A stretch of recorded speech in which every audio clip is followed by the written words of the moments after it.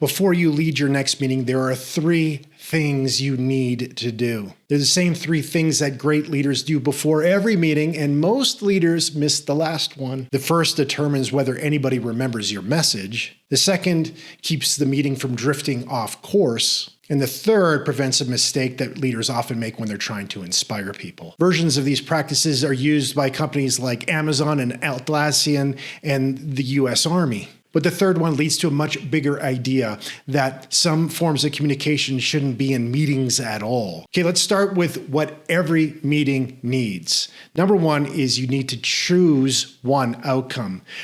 Before the meeting starts, you need to decide what this meeting is about.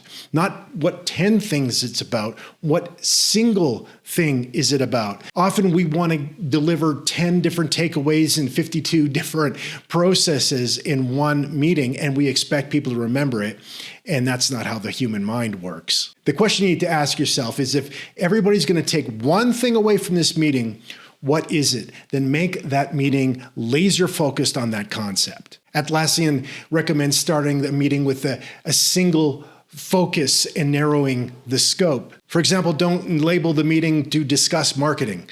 That's an outcome. Make it specific. Call the meeting to approve the campaign, select a launch date, solve a particular customer acquisition question, or assign the deliverables. By the time the meeting ends, something should be different. A decision should have been made, and everybody should be on the same page with this singular focus. But even one clear outcome can become lost if the meeting feels unpredictable. And that's why the second thing needs to happen before anybody enters the room. You need to design the exact route. Before the meeting begins, you have to decide how it's going to proceed. And then you open the meeting by telling people the program. You're not explaining a formal agenda per se, but you are showing where we're going to go in this meeting so people understand their time isn't going to be wasted. For example, first I'm going to explain the issue, and then I'm going to pass it off to Tim. He's going to show you what we've learned. After that, I'm going to take 3 questions, and then finally I'm going to explain exactly what each one of you needs to do.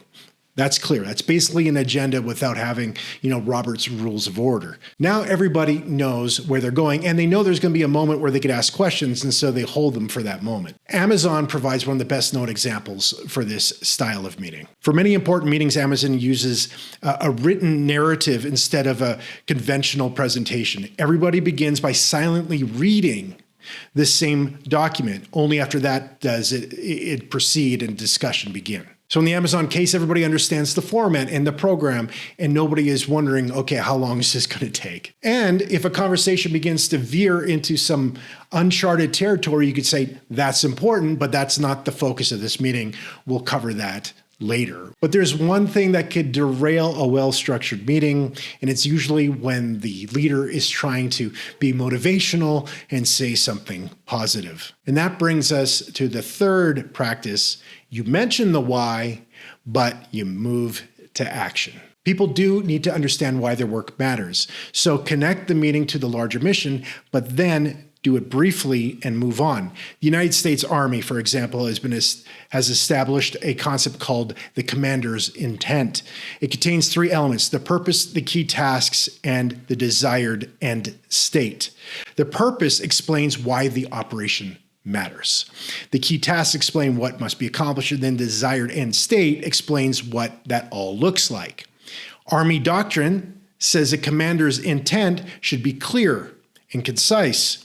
If it's longer than a brief paragraph, it's probably too long. The why is included, but it doesn't swallow up the orders or the tasks that need to be done. And that's the model for team execution meetings. Remind everybody briefly why today's objective matters, but then move directly to the tactics. What are we doing? Who's responsible? What needs to happen first? An execution meeting is not the place for senior leadership to discover, the company's strategy in front of the rest of the team. That work belongs in a dedicated space with leadership alone. You mentioned the mission, but the meeting is to develop tactics. But we know that they need the founder's perspective.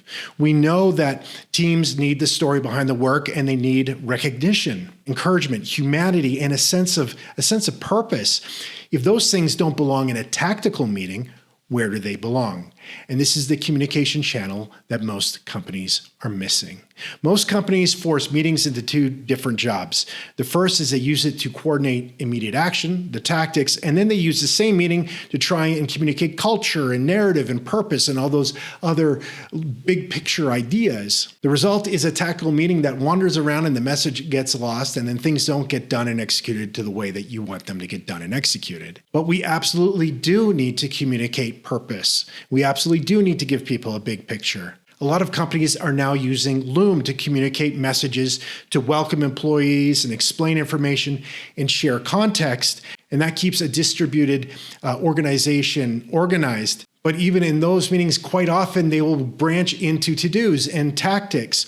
And what I'm suggesting is we need a place where just the big picture ideas are communicated. I think we need an avenue, a specific process where we use vertical video to consistently reinforce the big picture ideas to allow the founder's message to be communicated regularly, a minimum of 3 times a week. These aren't assignment videos, they're culture videos and they're personality videos. They're the things that make people care about their work. So in this case, meetings move the work forward, but videos keep people connected to why the work matters. So before your next meeting, remember these 3 things. Choose one outcome. Design the exact route so people know where they're going, and then mention the why, but move immediately to action. Your team should leave knowing what matters, and then what happens next, and what part they play in that process. For the larger story, you need to give that a consistent home of its own. I believe it's vertical video. In the next video, I'm going to give you some suggestions on how to actually produce that vertical video and where you can host it easily so you could get up and running using this idea this week.